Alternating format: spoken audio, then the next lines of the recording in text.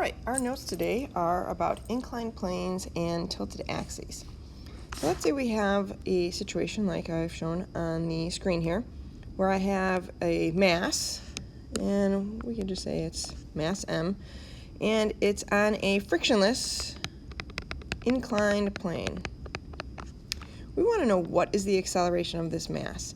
So take a look at that, and in your head, just think about what is this mass doing. Okay, hopefully you realize this mass is going to be going down and to the left. Well, what direction is that for us? That's a little bit in the x direction, right? And a little bit in the y direction. Well, that's kind of unfortunate because that means when I state my acceleration, I'm going to have two components. I'm going to have a component in the x and a component in the y and some weird angle if I express it as a magnitude in a direction. That's not super convenient. And by the way, let's just assume that this has an angle of theta. So it's not super convenient because really, isn't the object just accelerating in one direction? And isn't that direction down the ramp? So let's ask ourselves, why do we have this x and y component? Well, we have this x and y component because we have always defined x as horizontal and y as vertical. But what rule says that we have to do that? Absolutely none. So when we see an object on an inclined plane like this, we're going to know that we have to go ahead and tilt the axes. Now what does that mean? That means that my x-axis is no longer going to be horizontal. I'm going to make my x-axis parallel to the incline. So my x-axis is going to look like this. That's going to be my positive x-axis. Now my y-axis, my vertical axis normally, is still going to be perpendicular to my x, which means that my y-axis is going to look like this. And that's my tilted axes. So now the question becomes, what's our acceleration, right? So let's take a look and see, what's my acceleration in the y direction first? Think about this. What is the acceleration in the y direction? Well, hopefully you see very quickly that the acceleration in the y direction is 0. Which is exactly what we wanted. We wanted one of our components to be 0 because why make it more complicated than it needs to be? So what does that mean for our acceleration in the x direction? Well, we don't really know. And how do we normally figure this problem out? We use our dynamics. We look at our free body diagram, we determine our net force, we're given the mass, and we can use our free body diagram and Newton's second law to figure out what the acceleration is going to be. So let's go ahead and let's draw a free body diagram for this mass. Here's my dot. That's a terrible dot. Here's my dot. Okay.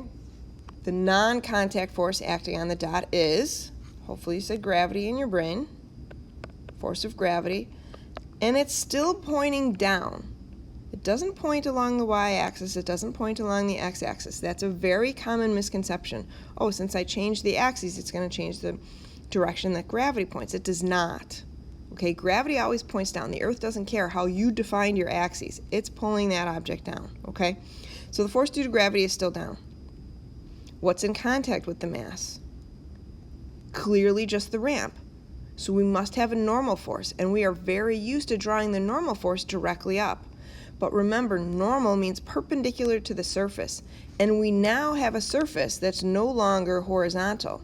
So my normal force is going to be in the y direction. So when I draw my normal force, I have to go ahead and draw it perpendicular to that incline. Are there any other forces acting on our object right now? There are not. Nothing else is touching it, and we've said that it's frictionless. So my free body diagram is basically done. Now I am going to go ahead and I am going to indicate that this is, just for now, that this is my y direction. And this is my positive x direction, this is my negative x direction, and this is my negative y direction, okay? So now we have to go ahead and use Newton's second law. But remember, we've introduced vectors, which means that I have to use Newton's second law twice.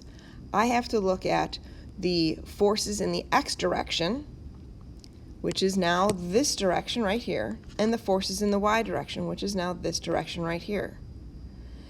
And for my normal force, which I forgot to label, -1 for me, for my normal force, I can see I'm not going to have a problem. because the components of my normal force are going to be 0 in the x direction, and it's all going to be in the y direction. So I don't have to use any of my trig knowledge for my normal force. I can't say the same for my gravitational force.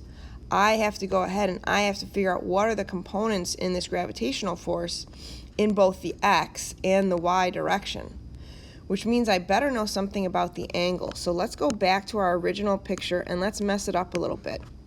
And I'm going to do a couple things. First, I'm going to go ahead and I'm going to draw a line from the mass straight down. So this line is just a vertical line, so it's perpendicular to the horizontal right down here. And I know then that this right here is 90 degrees. Okay, it's a 90-degree angle. So because of that, I know this angle right here must be 90 minus theta. Okay, that's going to be helpful in a minute. Now, I'm going to go ahead and draw another line, and this line I'm going to draw from the mass. I'm just going to draw it down, and it's not going to be straight down. It's going to be parallel with the y-axis, okay? Since it's parallel to the y-axis, it's perpendicular to the x-axis, or the surface of the incline. So I now know that this angle right here is 90 degrees, and therefore, and I'm not going to draw it, but I'm going to zoom in a little bit, therefore this angle right here, right between this blue line and this green line, is also 90 degrees. Well, if that angle is 90 degrees and this angle is 90 minus theta, that means this angle right here must be theta. So we had to do a little bit of geometry to get there, and you can always, if you need to, do those same drawings on a test or a quiz if you forget. But there's also, I always remember an easy way to remember how I'm drawing this, okay? So let's go back to our free body diagram. Now, we know that there are a couple of different ways that we can draw our components for our force of gravity. I could go ahead and I could draw a component in this direction and a component in this direction. Okay, one is parallel to the x-axis and one is parallel to the y-axis, but I'm not going to know, I'm not going to like what I get there for an angle. So I don't particularly like that method, so I'm going to undo that. So what I'm going to do is I'm going to draw first, and this takes a little bit of time to get used to drawing it this way. I'm going to go ahead and draw my x component of the force of gravity, and I'm just going to draw a line parallel to that red axis line right there, okay? And I'm going to stop it when I get to that y-axis. And then I'm going to go ahead and I'm going to draw my y component of the force of gravity. There we go, right like that. And then I know that the angle between the y component of the force of gravity here and my gravity, this is the angle that I defined as theta. Could I get that with the way I drew it earlier with the other components, those other purple components? Yeah, I could. But I really like to remember that the angle between the force of gravity and the y-axis is theta. So I just, and I don't memorize much, but I have put that in my brain, right? So you might want to put that in your brain and just memorize that the angle between the y-axis and the force of gravity, if you set the problem up this way, is always going to be theta, which is the angle that we are normally given, right? It's this angle right here. We're normally given that when we have an inclined plane, okay? So I know that this angle of the inclined plane and this angle between the force of gravity and the y-axis are going to be theta. Now that I've done that and I figured that out, now I can go ahead and I can figure out my components of gravity in both the x and the y direction. So let's go ahead and let's write our F net equals ma in both the x direction and in the y direction.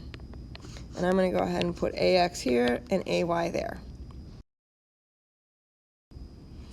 All right, so let's take a look at our forces in the x direction. There's only one, only the component of gravity that's acting in the x direction.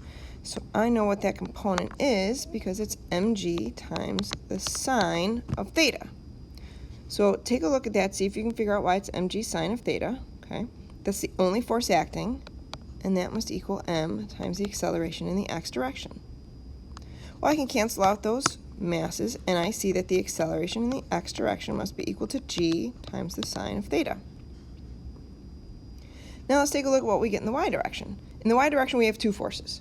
We have the normal force, and we have the gravitational force acting in the y direction, so just that component. And I can see that the component of gravity must be mg times the cosine of theta. that has to equal the mass times the acceleration in the y direction. Well, the acceleration in the y direction has to be 0, right? That's why we did this. We didn't want to have a component of acceleration in the y direction. So that has to equal 0. So now my normal force has to equal mg times the cosine of theta. All right, so this leads to a couple interesting points. Take a look at and see if you can predict what happens to the normal force as theta is increased. So as this angle here goes up and this incline gets closer and closer to perpendicular, what happens to the normal force? Think about it for a second. What do you think? Yeah, you know what happens to the cosine of theta, right? As theta increases, that gets closer and closer to 0. So as we get closer and closer to a perpendicular incline, our normal force decreases. So that's kind of an interesting thing to look at, okay? Second thing I want to point out, and we're going to see this in the problems we're going to do in a little bit, is that the acceleration in the x direction is equal to g sine theta. That's a really nice result. Very clean, very simple. However, be very careful. We set this up as just a mass sitting on an inclined plane that's frictionless. There's no tension force here. There's nothing else going on. So if we do introduce other forces like friction or tension, we have to, or other masses hanging on via strings or anything, we have to realize that we are not going to get this nice simple result for our acceleration in the x direction, okay? So it's not like a projectile that when we drop something. Acceleration will not always be g sine theta. It will be in some instances, but it won't be in all instances. This is just a start. Okay? All right, that's it. That's all we've got for today. Have a great